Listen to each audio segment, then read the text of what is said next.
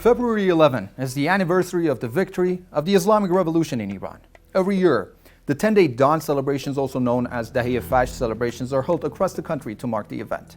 These 10 days that Iranians now celebrate were filled with landmark events that changed the course of history. In this program, we'll look into the events that led to the ouster of the Pahlavi dynasty and brought about the establishment of the Islamic Republic of Iran.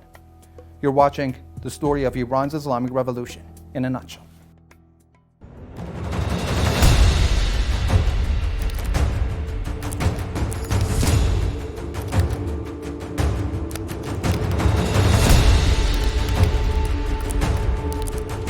The Dahe-e-Fajr celebrations begin on February the 1st, which marks the day when the late founder of the Islamic Republic, Imam Khomeini, returned to Iran from exile.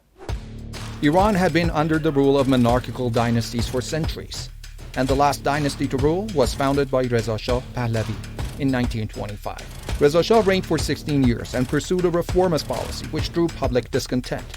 Chief among the reforms was replacing Islamic laws with Western laws. In 1941, he was forced to abdicate the throne to his son, Mohammad Reza. The new Shah maintained a close relationship with the US. His government was known for its autocracy and focus on westernization, as well as its disregard for religious and democratic measures in Iran's constitution.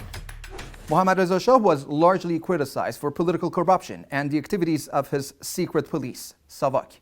He established the service with the help of Israel and the CIA. Its main aim? Monitor opponents and repress dissent. Savak's practice of torturing and executing the regime opponents made it the most notorious and feared institution in Iran prior to the Islamic Revolution. In 1963, the Shah launched a series of reforms known as the White Revolution. Although the reforms brought some progress to the country, they were met by strong criticism from the public. The opposition to the Shah and his White Revolution was spearheaded by Ayatollah Ruhollah Khomeini, a prominent religious figure who believed that Shah had embarked on a path toward the destruction of Islam. Imam Khomeini was arrested following his famous speech at Feyzi School in June 1963, when he strongly criticized the Shah's policies.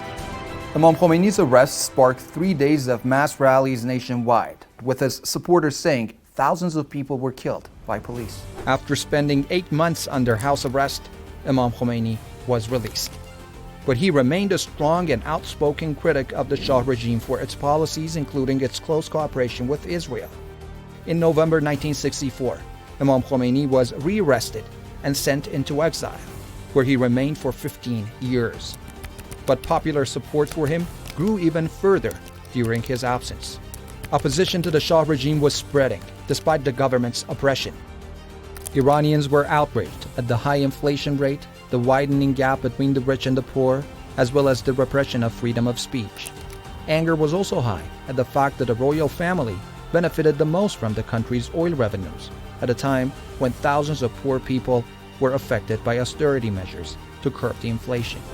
Popular anger was further ignited by the death of Imam Khomeini's son, Mustafa, at the hands of Savak. His death on October 23, 1977, set in motion a chain of mass demonstrations that grew in the ensuing months and turned into a campaign of civil resistance.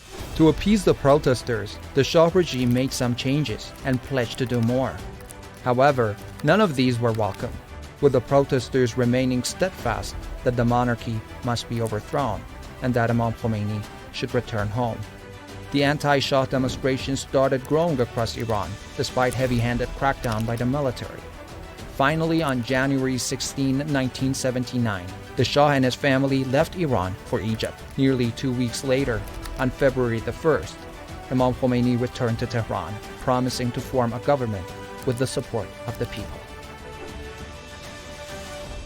On February 11, the Shah regime was overthrown, and on April the 1st, following a referendum in which more than 98% of eligible Iranians voted yes, Iran became an Islamic republic. Every year, Iranians hold celebrations in this period to mark the victory of the Islamic Revolution that brought an end to 2,500 years of monarchical rule in their country. And that was the story of Iran's Islamic Revolution in a nutshell.